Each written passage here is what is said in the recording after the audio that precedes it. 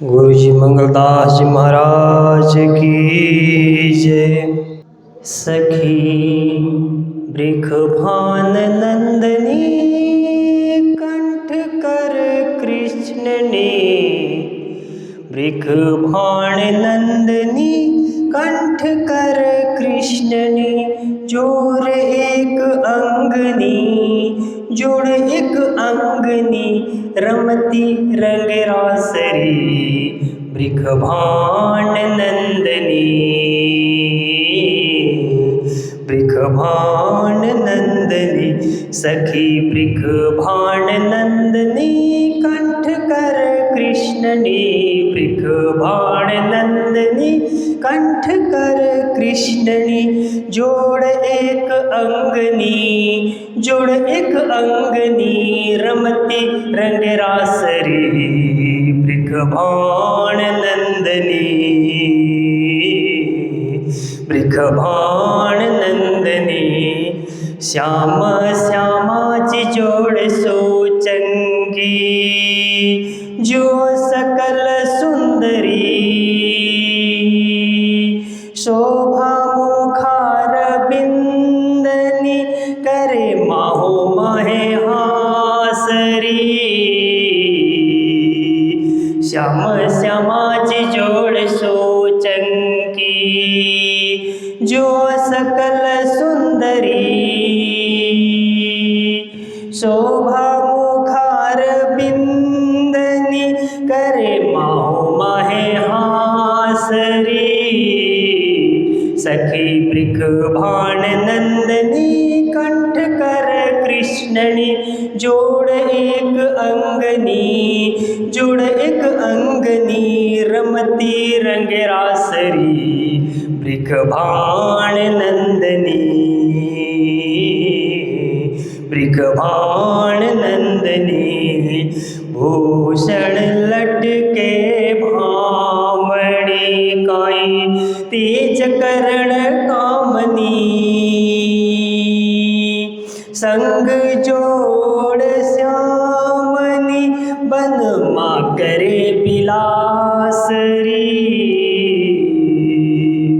भूखण लटके भामणी गई, तेज करण कामनी, संग जोड़ श्यामनी, बन माँ करे बिलासरी। सखी वृषभान नंदनी कंठ कर कृष्ण ने, जोड़ एक अंगनी जोड़ एक अंगनी, रमती रंग रासरी वृषभान नंदनी, वृषभान नंदनी।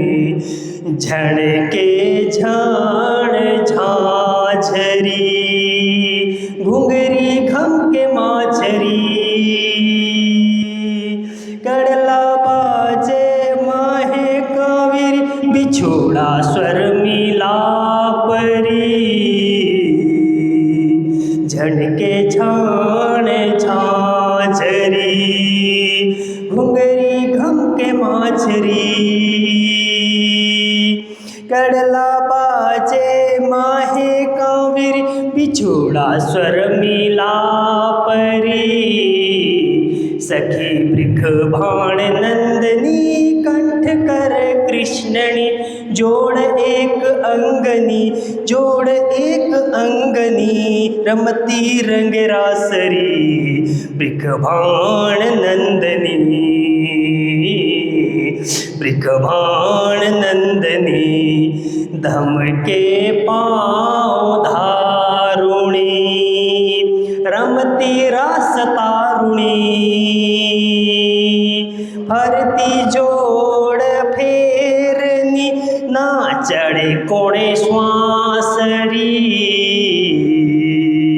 धमके पाँव धारुणी, रमती रास तारुणी,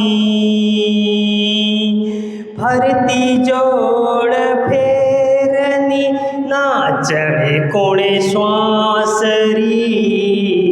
सखी वृषभान नंदनी कंठ कर कृष्ण कृष्ण ने जोड़ एक अंगनी, जोड़ एक अंगनी, रमती रंगे रासरी, ब्रिकभाण नंदनी। ओ शुद्ध आचार जो नहीं, सो जीवो नहीं बरतत। जागृत बुद्ध ब्रह्म सृष्टि में, लिखिया जाए रहो सी आखरत, लिखिया जाए रहो सी आखरत।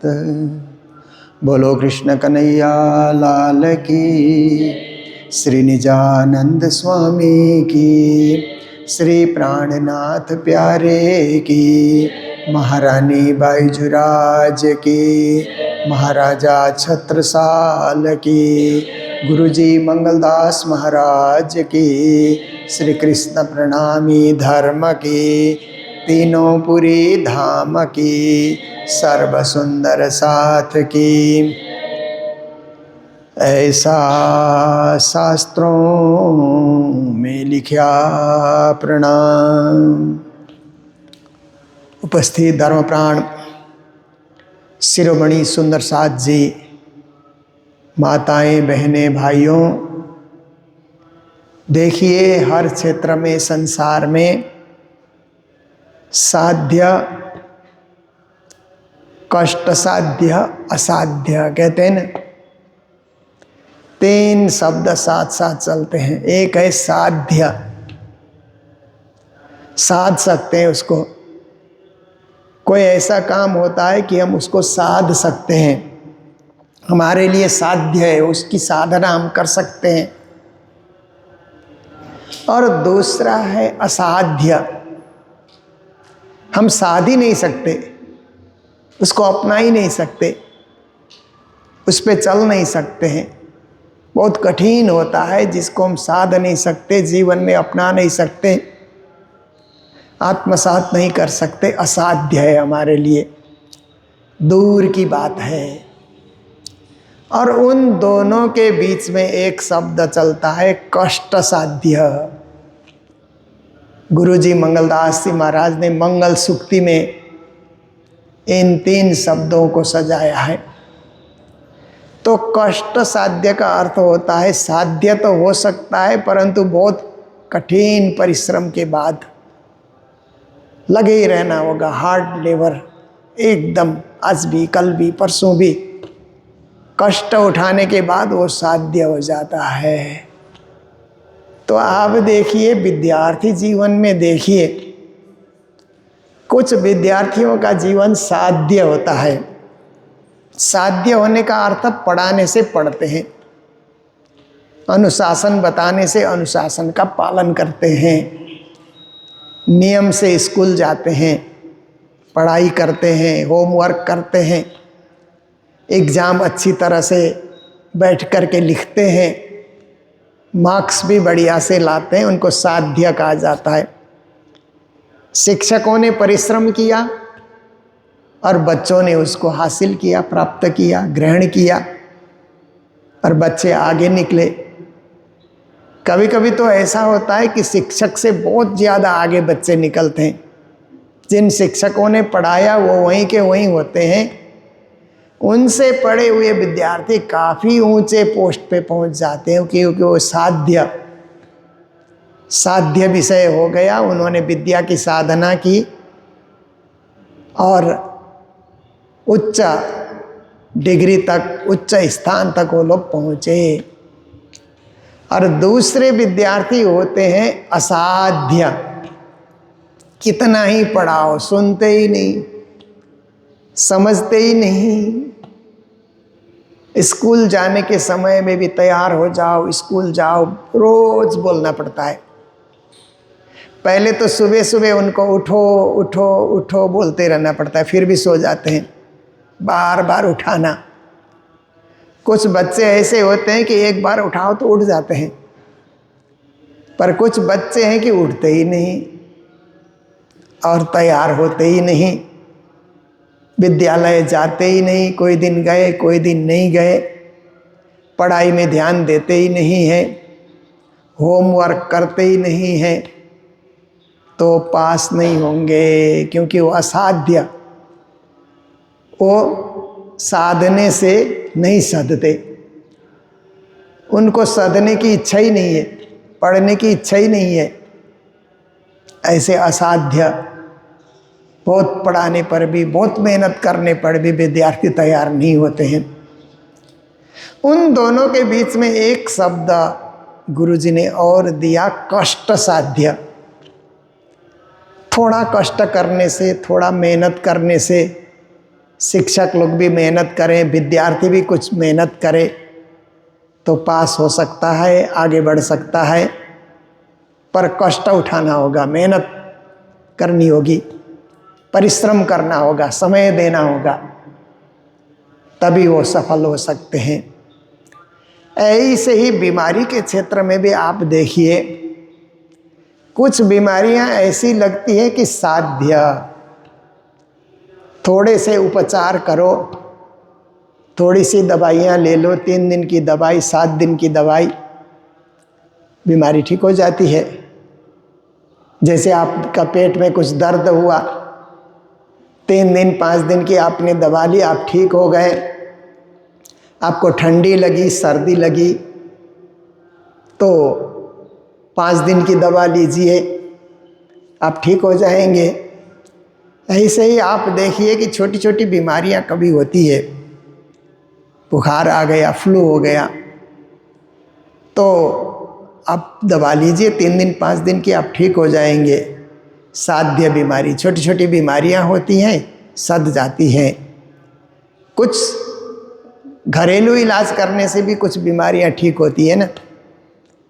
घर का इलाज होता है ना, देसी इलाज, जिसको आयुर्वेद कहा जाता है, हर्बल ट्रीटमेंट कहा जाता है, नेचुरोपैथी भी कहा जाता है, प्राकृतिक चिकित्सा।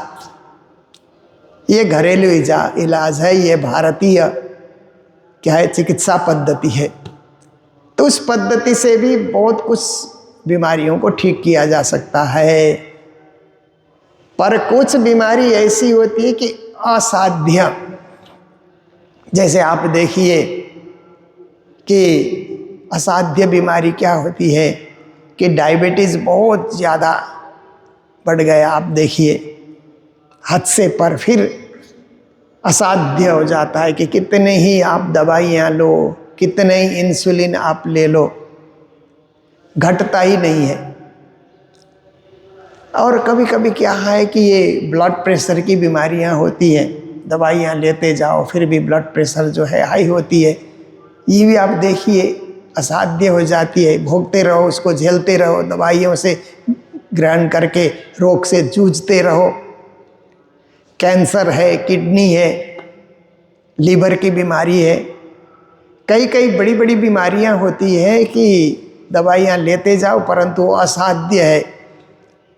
एक न एक रोज वो बीमारी जो है हमारे शरीर को ख़त्म कर देती है। उसी बीमारी के चलते मृत्यु हो जाती है, जीवन जो है, जीवन का अंत हो जाता है। अंत घड़ी बोलते हैं ना, इंतकाल बोलते हैं ना, ऐसी स्थिति में जाया जाता है। असाध्य बीमारी, कभी कभी क्या है कि कौन सी बीमारी आएगी ये तो किसी को पता नहीं होता, परंतु किसी किसी को कभी कभी ऐसी बीमारी आ जाती है कि असाध्य, कोई इलाज ही नहीं है। इलाज की कोशिश होती है हर बीमारी की, डॉक्टर लोग तो हर बीमारी के लिए इलाज ढूंढते ही ढूंढते प्रयास करते हैं। डॉक्टर लोग तो कहते हैं कि अंतिम श्वास रहने तक भी हम ट्रीटमेंट करते ही रहेंगे, हम हारेंगे नहीं, हम प्रयास करते रहेंगे उसको बचाने के लिए। परंतु असाध्य होने के बाद फिर कोई बचा भी नहीं सकता है, डॉक्टर के हाथ में भी नहीं है, किसी के हाथ में है ही नहीं। पर उन दोनों के बीच में कष्ट साध्य, कुछ बीमारियां ऐसी होती है कि आपको डॉक्टर लोग इलाज बताते हैं ना, परहेज़ भी बताते हैं। इलाज के साथ परहेज़ भी है, ये नहीं खाना, ये नहीं खाना। जैसे शुगर की बीमारी हो गई तो चीनी नहीं खाना, मिठाई नहीं खाना, ज़मीन के नीचे के कोई आलू इत्यादि जो भी होते हैं वो नहीं खाना, चावल नहीं खाना ज़्यादा, आदि आदि जो परहेज़ की बात होती है। परहेज़ रखने से बीमारी जल्दी ठीक भी हो जाती है कभी कभी। जैसे आपको सर्दी लगी तो ठंडा कुछ खाने पीने से परहेज़ रखना होगा ना, गरम गरम आप खाइए, काढ़ा पीजिए, सर्दी लगी है और आप कोल्ड ड्रिंक पी रहे हैं, तब तो कभी सर्दी ठीक होगी नहीं और बढ़ेगी। पर आप काढ़ा पी रहे हैं, शरीर में गर्मी ला रहे हैं, तो कष्ट साध्य, कुछ कष्ट होगा परंतु बीमारी सद जाएगी, बीमारी ठीक हो जाएगी। तो असाध्य होने के बाद बीमारी ठीक नहीं होती है। ऐसे ही सुंदर साथ भी जागने के लिए कुछ साध्य हो जाते हैं कि एक दो प्रवचन सुनने से, एक दो बार मंदिरों के दर्शन करने से, एक दो बार भजन कीर्तन मंडली में सम्मिलित होने से वो लगे रहेंगे, आजीवन लगे रहेंगे, आत्मा जागृति करके ही रहेंगे। वो साध्य है। तो साध्य सुंदर साथ कहा जाएगा कि सद जाते हैं, उनको मंदिर आओ बोलना ही नहीं पड़ता है, अपने आप आ जाते हैं। सुबह उठ करके पूजा करो, बोलने की ज़रूरत नहीं, खुद ही खुद करते हैं, क्योंकि वो साध्य हो गए। इसीलिए उनके मन में ही वो भावना जग जाती है कि मुझे पूजा करनी ही करनी है, मंदिर जाना ही जाना है, मेलों में जाना है, मंडलियों में जाना है, सुंदर साथ से मिलना है, एक दूसरे को प्रणाम करते रहना है, साध्य। और कुछ कष्ट साध्य, बोलने से आते हैं, नहीं बोलने से आते ही नहीं। मंदिर में मेला है, आइए बोल करके समाचार भेज दो, मैसेज भेज दो, व्हाट्सएप ग्रुप बना करके उनको मैसेज डाल दो तो आते हैं, नहीं तो नहीं आते। और आकर के बताते हैं कि हमें पता ही नहीं चला। ऐसे भी लोग बोलते हैं ना, आपने कुछ निमंत्रण ही नहीं किया, ऐसा भी लोग बोलते हैं। फिर भी निमंत्रण देने से भी आए तो कष्ट साध्य उनको मानना चाहिए। थोड़ा आपने कष्ट किया परंतु वो आए, उनकी आत्मा जागृति हो गई। पर कुछ कुछ सुंदर साथ हैं कि असाध्य। एक बार तारतम लिया, कंठी लिया, फिर माया के खेल में ऐसे खो गए, धन कमाने में, परिवार के पोषण में, जमीन जायदाद जोड़ने में, व्यापार करने में, बिजनेस करने में, नौकरी करने में, ऐसे खो जाते हैं कि कभी लौट कर आते ही नहीं। कितना ही बड़ा मेला हो, कितना ही बड़ा उत्सव हो, कितना ही बड़ा कार्यक्रम हो, जुलूस हो, नहीं आएंगे। असाध्य। वो उनको कैसे जगाना? आते ही नहीं, मिलते ही नहीं, दिखते ही नहीं कभी, तो कहाँ से आप जगाएंगे? कहाँ से उनको परमधाम पहुँचाएंगे? कहाँ से वो परमधाम पहुँचेंगे? वो असाध्य हो जाते हैं। इसलिए असाध्य की दिशा में, असाध्य की यात्रा में या असाध्य के क्षेत्र में हमें नहीं जाना है। कष्ट साध्य भी क्यों होना? हम साध्य बने, सहज बने, सरल बने, सात्विक बने, सहजता से हम जागें, थोड़ी देर में हम जाग जाएं, थोड़ा सुनने से ही आत्मा में भाव जगे, भक्ति जगे, प्रेम जगे, भावना जगे।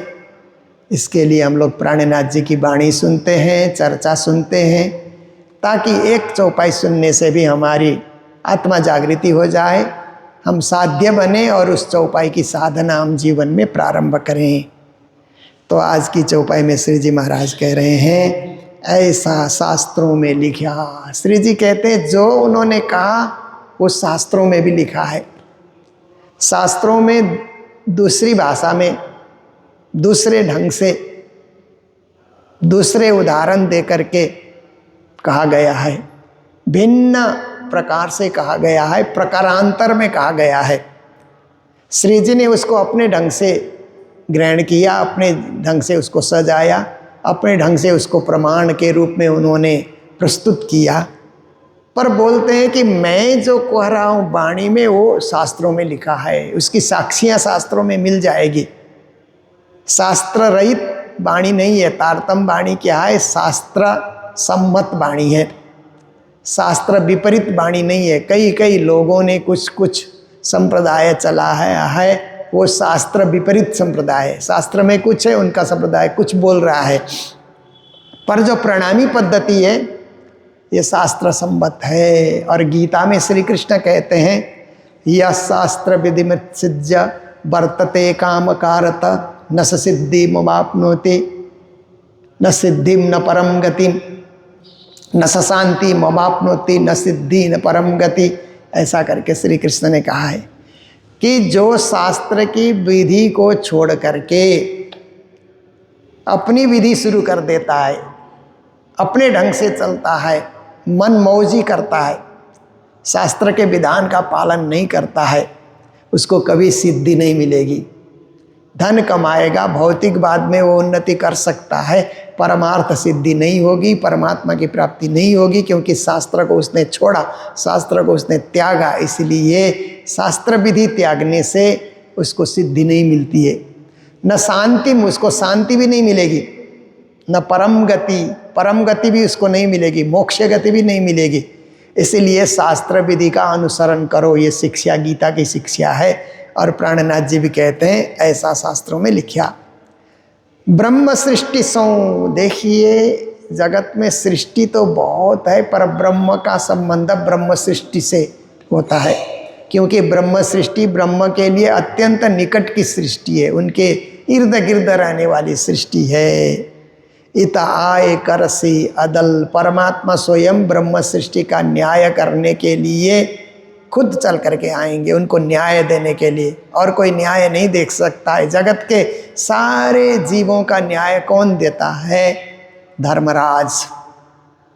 किसने कितना पाप किया, किसने कितना पुण्य किया, किसने कितना धर्म किया, किसने कितना अधर्म किया, ये सारा लेखा जोखा धर्मराज के पास होता है। चित्रगुप्त लिखते हैं। चित्रगुप्त तो हेड हैं, पर उनके और बहुत सारे क्लर्क हैं, उनके अंडर में काम करने वाले बहुत सारे कर्मचारी हैं। तो धर्मराज उसके राजा हैं, तो धर्मराज फैसला देते हैं। पाप पुण्य का फैसला धर्मराज ही देते हैं, जो महरलोक में रहते हैं। हम लोग पृथ्वी लोक में हैं, फिर पितरों का लोक है, स्वर्ग लोक है, फिर महरलोक है। महरलोक में धर्मराज रहते हैं और जगत के जीवों का पाप पुण्य का फैसला देते हैं। ये तो सारे पुराणों में लिखा हुआ है।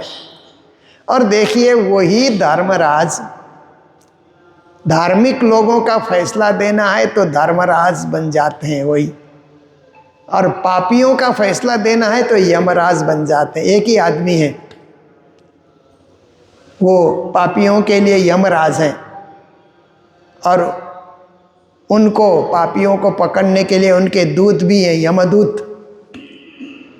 और धर्मराज बनते हैं तो देवदूत धर्मराज के पास क्या है कि देवदूत धार्मिक लोगों को बुलाने के लिए देवदूत भेजते हैं, पापियों को पकड़ने के लिए यमदूत भेजते हैं।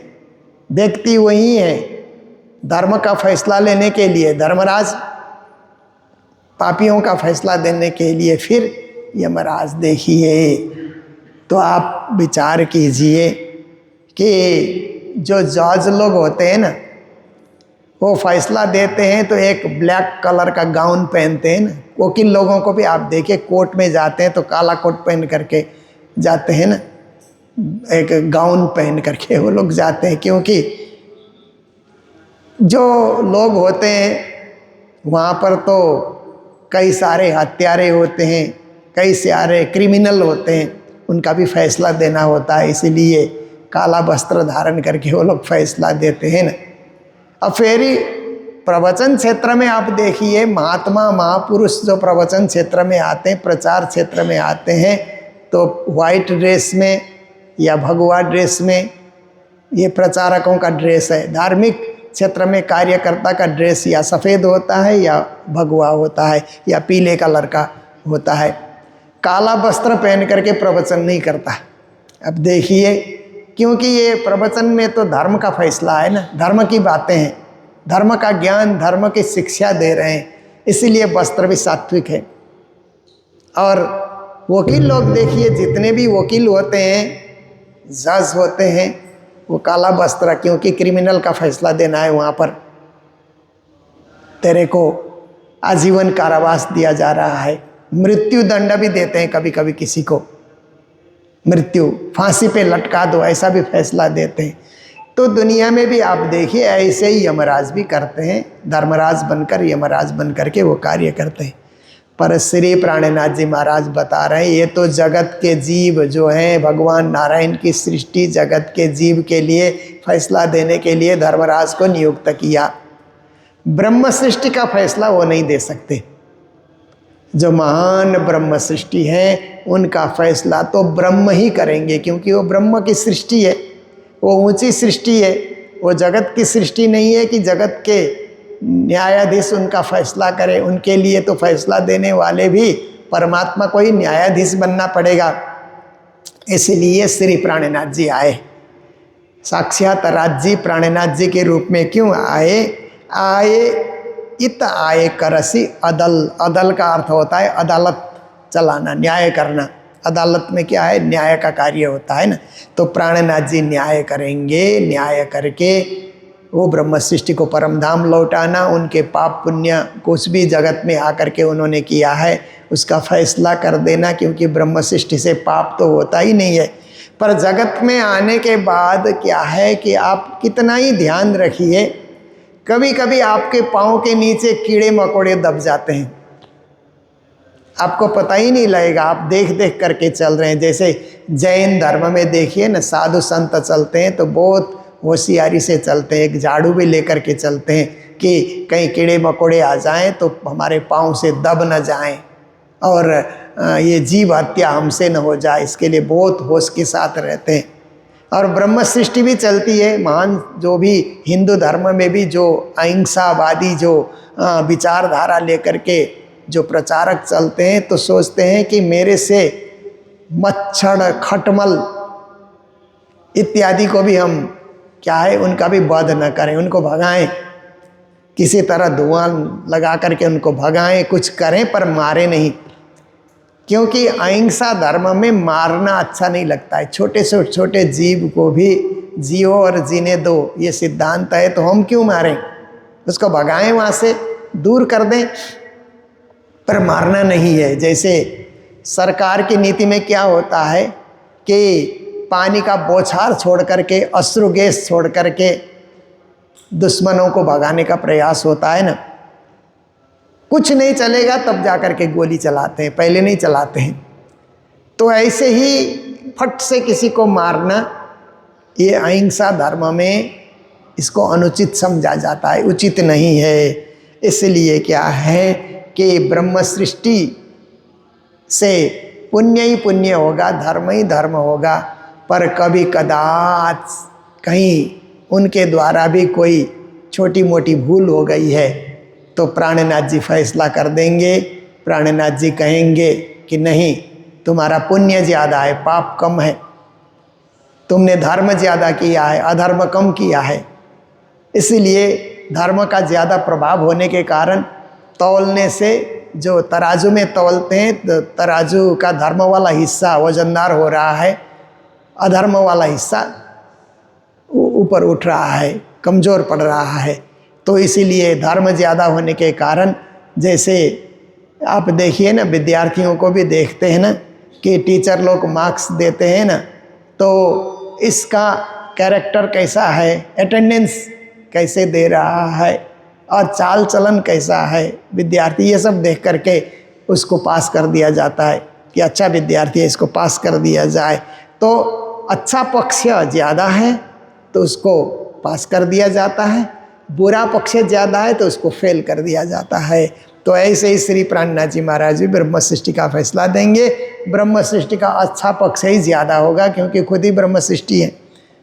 दे दीदार सबको दर्शन दे करके, ब्रह्म सृष्टि को दर्शन दे करके, साक्षात पूर्ण ब्रह्म परमात्मा का ही जोश ले करके प्राणनाथ जी न्यायाधीश बन करके फैसला देने के लिए आए हुए हैं। ब्रह्म सृष्टि धाम पहुँचसी, प्राणनाथ जी जब आदेश करेंगे, प्राणनाथ जी जब पास करेंगे तो ब्रह्म सृष्टि परम धाम पहुँचेगी। और मुक्ति देसी सबन्न, और जगत के सब जीव भी जो ब्रह्म सृष्टि की संगत कर रहे हैं उनको भी मुक्ति दे देंगे, क्योंकि थोड़ी सी भी संगत अच्छी आपने की है तो आप निष्फल नहीं जाएंगे। थोड़ा भी धर्म किया है, स्वल्पमप्यस्य धर्मस्य त्रायते महतो भयात्, गीता में कहा थोड़ा भी धर्म किया है तो मान भय से आपकी रक्षा होगी, आप मुक्त हो जाएंगे। इसलिए प्राणनाथ जी कहते हैं कि सब जीव को भी मुक्ति दिया जाएगा जो ब्रह्म सृष्टि की संगत करेंगे, धर्म की संगत करेंगे। कलियुग असुराई मेटके, उनमें जो कलियुगी बुद्धि है, कलियुगी बुद्धि मतलब संसार में तोड़ फोड़, मारना पीटना, लूटना और लूट खसोट मचाना, ये सब कलियुगी बुद्धि है। पर उनको भी ब्रह्म ज्ञान दे करके, तारतम्य की बुद्धि दे करके, विवेक और ज्ञान दे करके उनको भी, उनकी असुराई को मिटा करके उनको भी सूर बनाया जाएगा, सूर के रूप में परिणत कर दिया जाएगा, उनके विचारों को बदल दिया जाएगा। पार पहुँचावसी त्रिगुण, त्रिगुण की सृष्टि, जो सतगुण रजगुण तमगुण की सृष्टि, ब्रह्मा विष्णु महेश की जो सृष्टि है, उन सृष्टि को भी पार पहुँचाया जाएगा, परमधाम पहुँचाया जाएगा, अष्टबहिस्त में पहुँचाया जाएगा। पर इसके लिए क्या है कि उनको भी जागने के लिए तैयार होना होगा। केवल एक तरफा फैसला नहीं होगा, दोनों तरफ से। बीमार आदमी भी दवाई खाए, डॉक्टर भी दवाई दे, तब तो इलाज ठीक से होता है। जो बीमार है वो खाना भी नहीं खाता है, दवाई भी नहीं लेता है। एक तरफा डॉक्टर क्या करेगा, एक तरफा न्यायाधीश क्या करेगा। न्याय मांगने वाला तो न्याय मांगने के लिए, अर्जी करने के लिए, हाथ जोड़ने के लिए तैयारी नहीं है। तो इसीलिए दोनों तरफ की तैयारी होनी चाहिए। ऐसी तैयारी होगी तो प्राणनाथ जी कहते हैं कि हमारी वाणी सारी सृष्टि को मोक्ष गति, परम गति और परम धाम की प्राप्ति कराएगी। ऐसी ये दिव्य वाणी है, अखंड वाणी है। तो इसी के साथ आज के प्रवचन को भी हम लोग विराम दे रहे हैं। और आज जो मंगलधाम में सेवाएं, मैं विदेश यात्रा में था तो वर्जीनिया और वाशिंगटन डीसी, जो अमेरिका की राजधानी है वाशिंगटन, वहाँ भी हमारे सुंदर साथ रहते हैं। उसी के बगल में वर्जीनिया करके अलग से स्टेट है, वहाँ के सुंदर साथ ने श्री प्राणनाथ जयंती महोत्सव का भव्य कार्यक्रम रखा था और काफ़ी सुंदर साथ वहाँ पर एकत्रित हुए थे। उन्होंने मंगलधाम के लिए सेवाएं भेजी है। तो मैं वहाँ के सभी सुंदर साथ को मंगल बधाई, मंगल कामनाएं, मंगल भाव व्यक्त करते हुए, उनकी सेवा को स्वीकार करते हुए आज के प्रसंग को यहीं विराम दे रहा हूँ। जय जयकार के साथ बोलो सतगुरु महाराज की, श्री प्राणनाथ प्यारे की, सर्व सुंदर साथ की, ब्रह्म सृष्टि धाम पहुँचावसी,